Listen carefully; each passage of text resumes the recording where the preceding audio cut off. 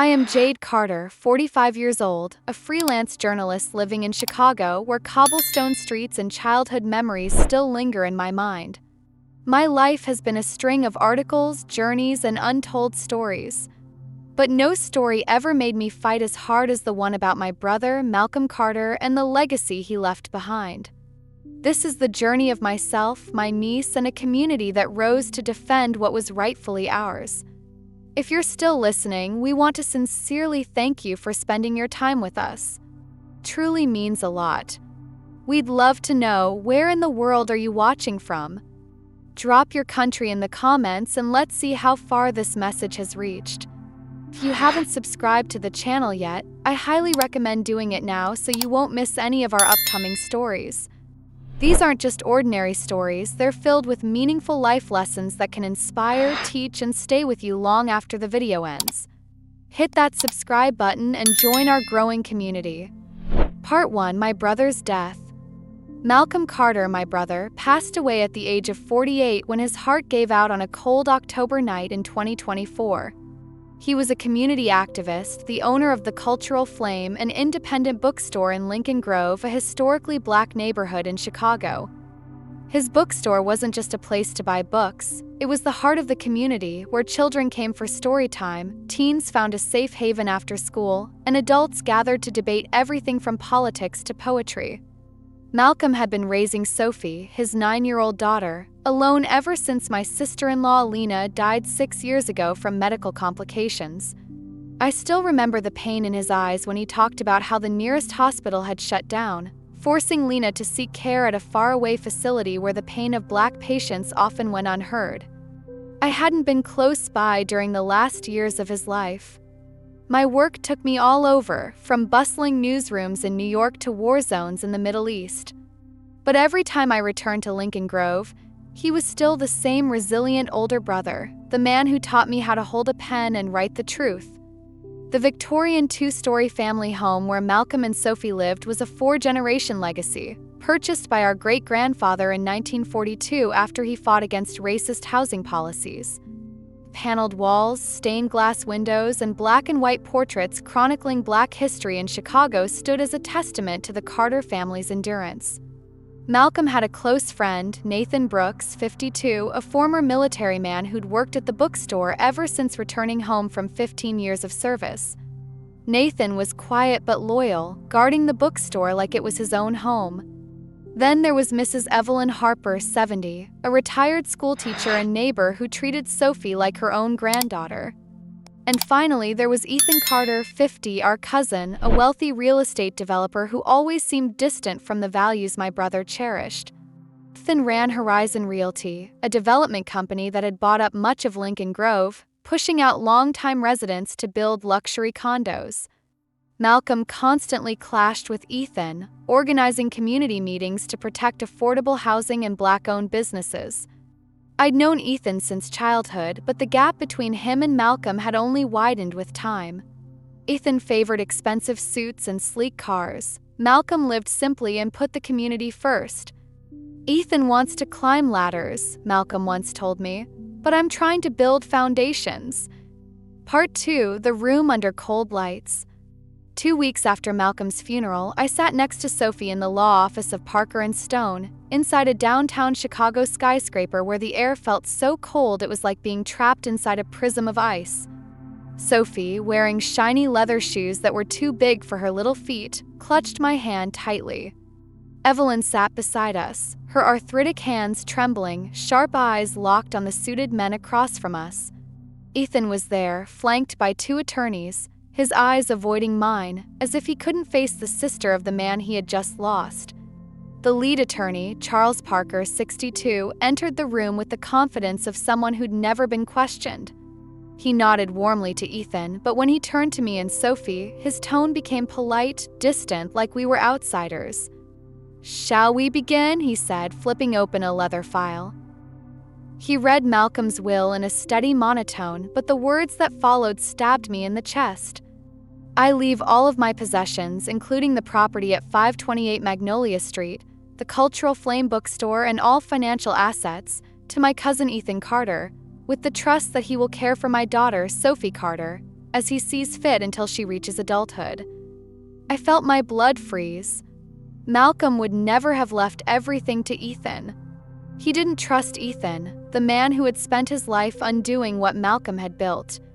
Sophie squeezed my hand, her eyes full of confusion. When Charles turned the page to the signature line, Sophie suddenly stood up, her young voice cutting through the silence. "Stop. That's not my dad's signature." The room went still. I looked down at the will, then at the birthday cards Sophie pulled from her small bag. The signature on the will lacked the signature swirl Malcolm always prided himself on, a little loop in the C he'd learned from our grandfather. "You're right, Sophie," I whispered, my heart pounding. Ethan furrowed his brow, trying to maintain composure, but I saw his hand clench. Charles gave a dry smile, his voice patronizing. "Young lady, I understand you're grieving, but emotions won't help here." Evelyn spoke, her voice sharp as a blade. "Don't call me Mrs. Harper. I'm Miss Harper, and that child knows her father's signature better than anyone in this room." Ethan stood, his tone gentle but laced with warning. "Sophie, you're upset, but this isn't going to help anyone." Sophie trembled, yet she raised the card high.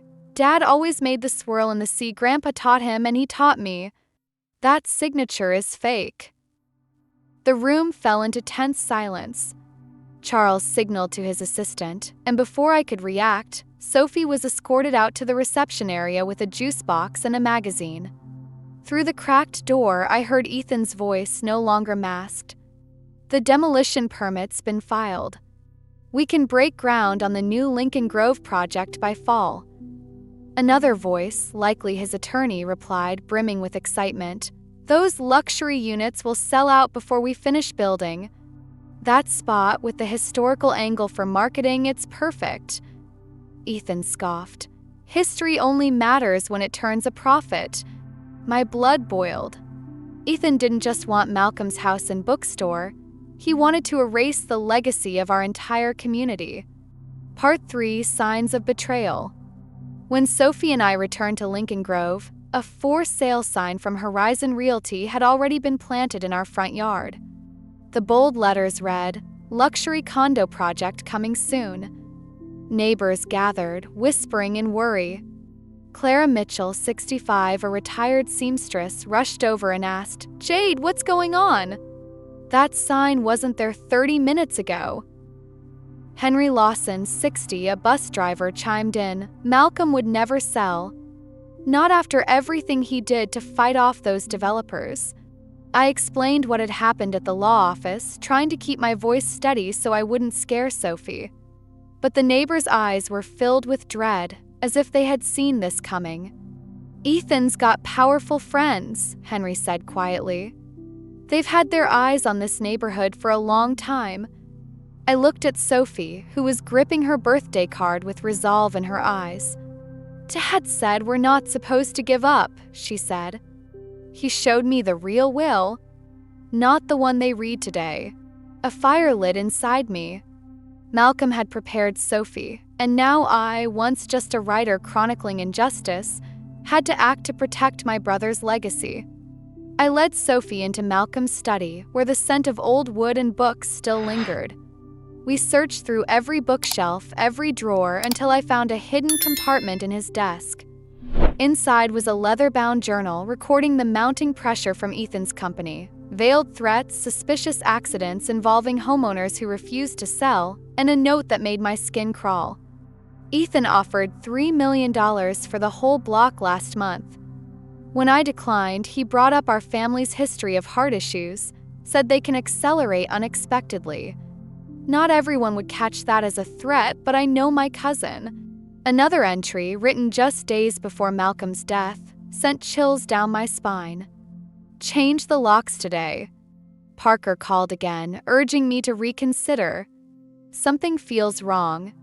If anything happens to me, the real documents are stored safely." Sophie knows my signature. Part 4: The Bookstore's Light. The next morning, I took Sophie to the Cultural Flame. The store had been closed since Malcolm's passing, its windows covered in brown paper. As we stepped inside, the smell of old books and memories overwhelmed me. A noise came from the stockroom. My heart raced, but it was just Nathan. He embraced Sophie, his voice warm and steady. "I've been trying to keep this place safe," he said. "Some guys came by yesterday claiming to do an inventory for the new owner. I didn't let them in." I told Nathan about the will reading. He didn't look surprised. "Malcolm suspected Ethan might pull something like this," he said. In the final weeks, he started making copies of documents, talking about a backup plan. Nathan hesitated, then said, "There's someone you should meet. Someone who might be able to help." That afternoon, we met Olivia Bennett, 36, a lawyer at a mid-sized firm downtown. Olivia had grown up in Lincoln Grove, earned a law scholarship, and never lost her connection to the neighborhood. Her brow furrowed as she listened to our story. "Parker & Stone is one of the most powerful law firms in Chicago," she said, stirring her coffee. "I interned there once. They rarely lose, especially not to people like us." Sophie cut in. "They think we'll give up because they're rich and powerful. But I'm not letting them take my dad's house and bookstore." She pulled a folder from her backpack, birthday cards, notes, and documents bearing Malcolm's real signature. Olivia studied them, her expression slowly shifting. "This loop in the C, it's very distinctive," she said. "But challenging a will is complicated, especially without the original." I felt the weight of hopelessness bearing down, but Sophie grabbed my hand. "Dad said our legacy matters. Staying in Lincoln Grove matters." Nathan added, "Ethan's been using dirty tactics in this neighborhood for years, buying homes under market value, creating false code violations to force sales, even scaring people into leaving." Olivia hesitated. "Going up against Parker could ruin my career. They have influence with nearly every judge in this county." I looked her in the eyes. "Malcolm always said sometimes you have to risk everything to do what's right. He didn't raise us to walk away." Part 5, Threats from the Shadows. Our conversation was interrupted when 2 police officers entered the cafe, followed by Ethan and a man in an expensive suit. "There they are," Ethan said smoothly. "As I've explained, they're trespassing on private property." He gestured toward the bookstore across the street. "I'm the legal owner now, and they entered without permission." The officers asked for our IDs. Rage simmered inside me, but I stayed calm for Sophie's sake. Olivia presented legal documentation, but Ethan's tone was laced with menace. "Jade, you don't want this to get worse, do you?" he said. I met his gaze and replied, "Malcolm taught me never to fear liars, Ethan." The following week was a nightmare. Olivia filed an emergency petition to challenge the will, but the motion was delayed 3 times due to administrative errors. Hearing dates were changed without notice, and filing fees mysteriously doubled. When we finally appeared before a judge for a preliminary hearing, it was Robert Callahan, 68, a silver-haired man with a perpetual scowl, who barely glanced at our evidence. "This court finds insufficient grounds to delay probate proceedings," he ruled, addressing Charles rather than Olivia. The emotional testimony of a grieving child, however understandable, does not constitute legal proof of forgery. Outside the courtroom, I overheard Charles and Judge Callahan chatting about their weekend golf plans. When Olivia pointed out a conflict of interest, the court clerk replied coldly, "Judge Callahan has many friends in the legal field. That does not compromise his impartiality." Meanwhile, Ethan accelerated his plans. He appeared on local television, casting himself as a benevolent cousin concerned for Sophie's future. "Malcolm was an idealist," he told a reporter. "I just want to ensure Sophie has the educational opportunities he couldn't provide." No one asked why he needed to sell Sophie's house to do that, instead of using his own wealth. Part 6, The Fire of the Community. School, Sophie faced isolation. Children from recently arrived white families echoed the words they'd overheard at home. "Your house is a fire hazard," one boy said during lunch. A girl who used to be close to Sophie now kept her distance, saying, "My mom says your family's causing trouble for the whole neighborhood by fighting progress." Sophie's teacher, Ms. Laura Bennett, 40, who had just transferred to the school, advised me during the parent-teacher conference that Sophie should learn to accept things with grace instead of being fixated on injustice.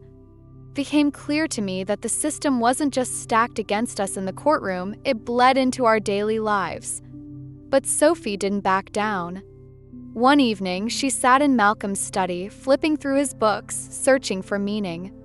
"Dad said signatures are how we leave our mark in a world that wants to erase us," she said. "If the court won't listen, then we'll make the people listen." The next morning, Sophie filled her backpack with markers, glue, and sketch pads and started making posters about Malcolm's legacy. "The Cultural Flame, 25 Years of Community Service," read one, featuring photos of storytelling hours and neighborhood meetings. Another boldly stated, "Our house is our history," with images of the Carter family spanning generations. Nathan helped photocopy the posters, and Sophie, along with her friends, distributed them across Lincoln Grove. Nathan responded swiftly. Horizon Realty reps in branded polo shirts followed the children, telling residents the posters were defamatory and damaging to property values. Ms. Clara received a housing code violation notice for taping a poster in her front window. Mr. Henry's car was towed after new no parking signs mysteriously appeared overnight. But Sophie's message was spreading. The Lincoln Grove Community Center held a town meeting where elders shared memories of past displacements. "This neighborhood was built because we couldn't live anywhere else," said Mr. Walter Green, 92, a retired street vendor. "These aren't just houses, this is history." Part 7, The Breaking Point. Nathan tried to negotiate. He showed up at our home with a contract offering Sophie the right to keep Malcolm's personal belongings if she withdrew her forgery claim. "You can have a bookshelf named after your father in the new building," he said, pointing to an architectural rendering of a soulless condo complex. Sophie refused. Her voice, captured in a video Nathan recorded and posted online, rang clear. "My dad didn't fight his whole life just to have a shelf with his name on it. He wanted to keep our history alive." The video went viral, drawing attention from a nearby university. Professors and students submitted documents proving the Carter House's historical significance. It had once hosted civil rights activists during the 1960s. One investor withdrew funding from Ethan's project after a protest erupted outside his office. Lincoln Grove began to fracture. Some of the newer white residents complained about declining property values, while others joined the effort to preserve the cultural heritage of the neighborhood. Digging deeper into Malcolm's files, I discovered that the house had served as a safe haven for activists when hotels refused to host Black guests. That's when it truly hit me. This fight wasn't just about Sophie or me, it was about an entire community at risk of being erased. Olivia found 3 precedent-setting cases in Illinois where wills had been overturned due to signature analysis. She worked late into the night comparing Malcolm's authentic handwriting with the forgery. Meanwhile, Sophie and her friends uncovered financial records showing Ethan had borrowed $100,000 from Malcolm 3 years earlier, a debt never repaid. That provided a strong financial motive. If Ethan inherited the estate, the debt would disappear. One evening, Sophie and I returned home to find the front door pried open. Malcolm's study had been ransacked. The safe had been drilled into. But nothing else was missing, only papers were targeted. Sophie, remarkably composed, said, "Dad always told me never to keep everything in one place." She had already moved the critical documents to Nathan's and Evelyn's homes. Part 8, Evidence from the Past. Nathan installed security cameras at both the house and the bookstore. Within days, the footage captured Ethan entering the Cultural Flame just 3 days after Malcolm's death, rifling through his office. "This shows he had opportunity," Olivia said. "But we still needed the original will." That's when Evelyn remembered something. "Malcolm mentioned a safe deposit box at Lincoln Metropolitan Bank," she said. "He called it his insurance." The next morning, Olivia and I took Sophie to the bank. The branch manager, Edward Walsh, 55, eyed our paperwork with thinly veiled suspicion. After multiple phone calls and layers of verification, we were finally escorted into the vault. Inside Malcolm's box, we found another will dated 2 months before his death, leaving everything to Sophie. Evelyn was named legal guardian, and I was appointed trustee until Sophie turned 25. The document prohibited the sale of the house and bookstore, formally designating both as cultural property. A letter lay on top of the folder. Reading it, my throat tightened. "Jade, Sophie, if you're reading this, someone's trying to take what's ours. Ethan has threatened to contest any will that doesn't benefit him. Trust my signature. Trust Sophie." But the relief was short-lived. As we exited the bank, Mr. Walsh made a quiet phone call. Minutes later, 2 police officers arrived. Walsh accused us of attempting to retrieve documents from the safe of a deceased individual without proper authorization. Olivia showed them the valid legal papers, but the bank refused to release the original will, citing security review protocols. As we stood on the steps outside the bank, Sophie looked up at me and whispered, "They're trying to hide the truth, but we'll bring it to light." Part 9, Day in Court. The preliminary hearing finally took place after numerous delays. The courtroom was packed with people from Lincoln Grove, many of them wearing t-shirts emblazoned with the slogan, "Protect the Flame of Culture." University students lined the back wall, taking notes.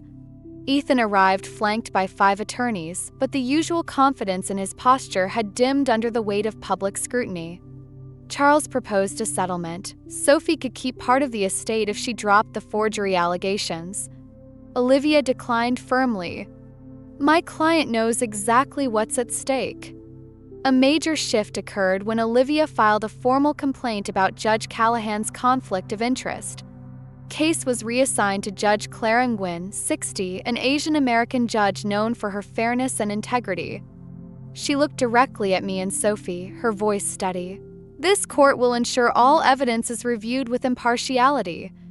Dr. Anna Kim, 50, a forensic document expert, presented her analysis comparing the alleged forged signature with 23 verified samples of Malcolm's handwriting. "The forged signature lacks fluidity and the distinctive loop," she said. Michael Rivera, 45, an accountant, testified that Horizon Realty had been on the verge of bankruptcy before Malcolm's death, and seizing his assets would have been a financial lifeline for the company. When Sophie took the stand, Charles objected.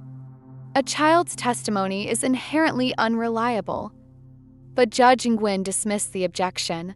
"The court finds Miss Carter competent to testify to what she personally knows." Sophie recounted how Malcolm taught her to recognize his signature, about the real will in the safe deposit box, and the legacy her father wanted to preserve. Though Charles tried to confuse her, Sophie stayed strong. "I'm sad that my dad is gone, but I know the truth." Evelyn testified next, affirming that Malcolm would never entrust his legacy to Ethan. The most unexpected turn came when Emily Tran, 30, Charles's legal assistant, took the stand. She disclosed that she had seen Charles and Ethan meeting privately multiple times before Malcolm's death, and witnessed Ethan practicing Malcolm's signature. "Mr. Parker said it was a backup plan," she said, visibly shaken. Part 10, Truth Comes to Light. Ethan's legal team called Laura, Sophie's teacher, to testify.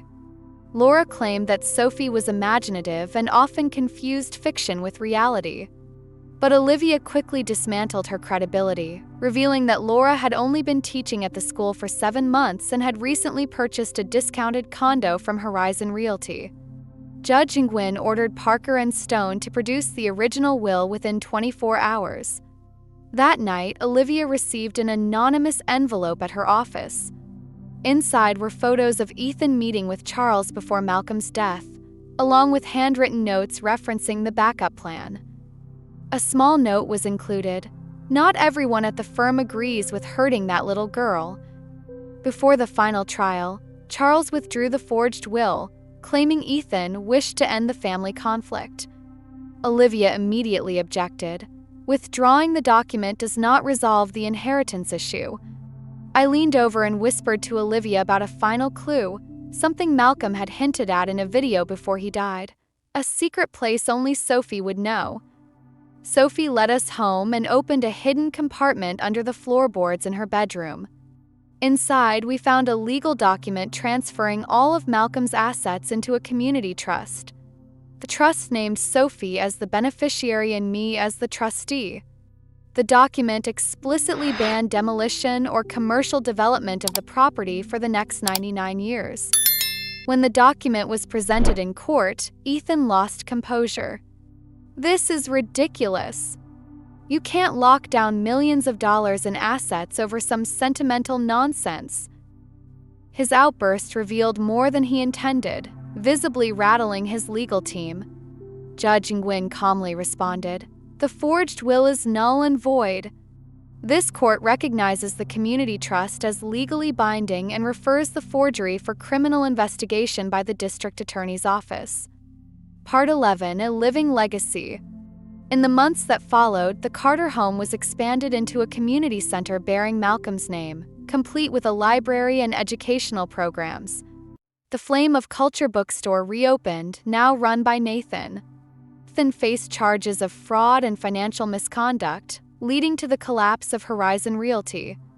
Charles turned over incriminating evidence in exchange for a plea deal. One afternoon, Ethan showed up at the bookstore, visibly worn and remorseful.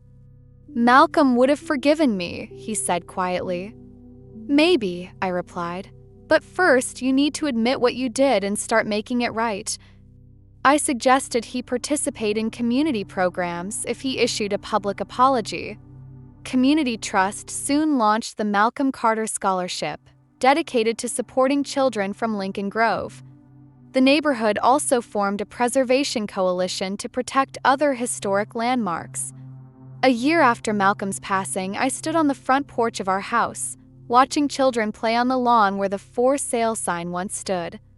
Sophie found a final letter from Malcolm tucked behind a bookshelf.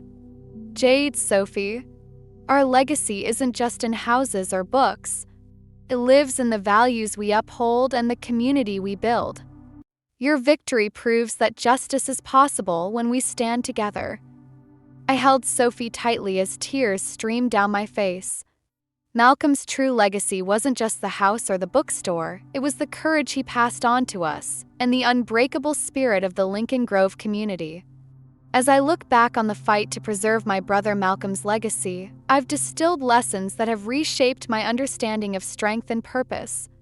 These 5 truths, born from loss and resilience, are for anyone facing daunting odds, and I hope they inspire you as they've guided me. First, courage is rooted in love. Sophie, just 9, confronted powerful men because she loved her father and the home he cherished. My own resolve stemmed from my love for Malcolm and his vision. When you fight for what you hold dear, fear becomes a hurdle you can overcome. Love fuels the bravery to stand tall against any challenge. Second, truth requires nurturing to flourish. Malcolm taught Sophie to recognize his signature's unique loop, a small detail that became our strongest evidence. Truth can be subtle like a mark on a page, but if you protect and amplify it, it grows undeniable. Speak your truth boldly, and it will find its way to light. Third, community is your greatest ally. Alone, Sophie and I were a child and a journalist against a rigged system. But with Evelyn, Nathan, Olivia, and Lincoln Grove's residents, we were unstoppable. Your community, neighbors, friends, or allies lifts you up when the world pushes you down. Stand with them and lend your strength in return. Fourth, preparation empowers you. Malcolm left us documents, a trust, and a video anticipating the system's betrayal. His foresight armed us for the fight. Whatever you value, secure it through records, plans, or teaching those you love. Preparation today safeguards your legacy tomorrow. Finally, justice demands sacrifice but yields enduring rewards. This battle cost us sleepless nights, hospital stays, and moments of doubt that tested my soul. Yet every hardship preserved not just our home but Lincoln Grove's spirit. Fighting for what's right may be painful, but it builds a legacy of hope and resilience. These lessons are for anyone facing a system that feels insurmountable. Your courage, truth, community, preparation, and pursuit of justice can spark change, one victory at a time. Please hit the like button, share this video, and subscribe to the channel to follow more stories of justice and triumph over adversity. What legacy will you defend? Share your thoughts below and let's keep this conversation alive.